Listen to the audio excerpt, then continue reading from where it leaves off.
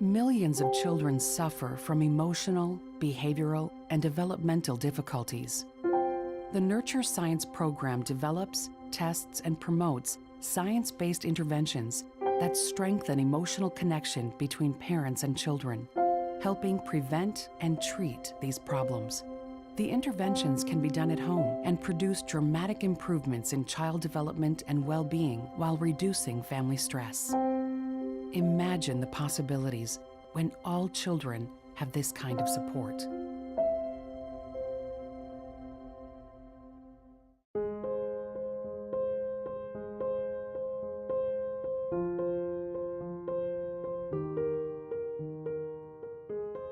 When your baby's in the NICU and all the doctors and the nurses are taking care of your baby, it's hard to feel motherly.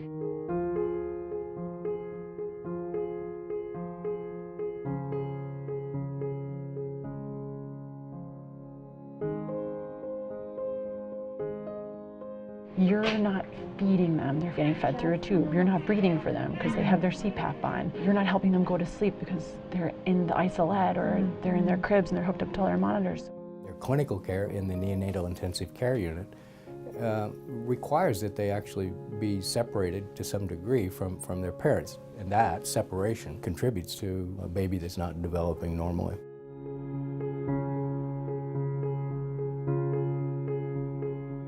The good news is that family nurture intervention is a remedy for interrupters. Family nurture intervention helps modulate stress through calming sessions, using simple nurturing interactions to level the playing field for even the sickest of babies by strengthening emotional connection and autonomic co-regulation. Autonomic co-regulation is a natural phenomenon between mother and baby. It begins in pregnancy and continues into childhood. Normally, contact between mother and infant produces a calming reflex, a subconscious physiological calming reflex in the bodies of both the mother and the baby, unless the emotional connection between the two has been interrupted. Emotional separations are part of life. The key is to reconnect emotionally every day, no matter what.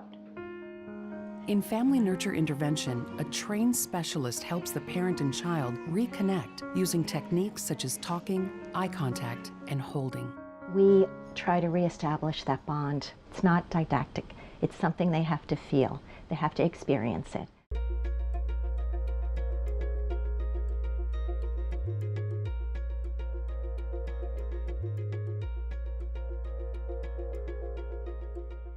The mothers, they're more sensitive and more responsive to their babies.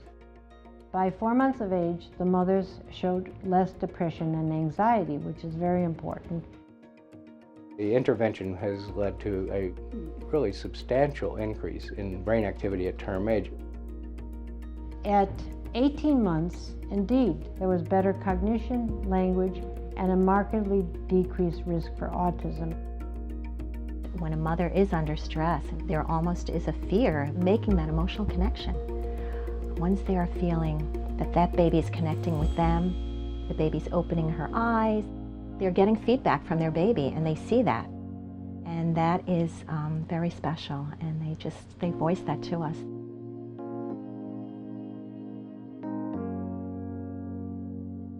I think it's really important that we begin to study other patient populations.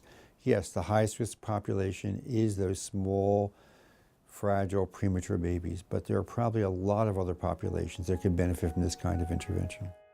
We often forget that low-tech interventions can be quite powerful.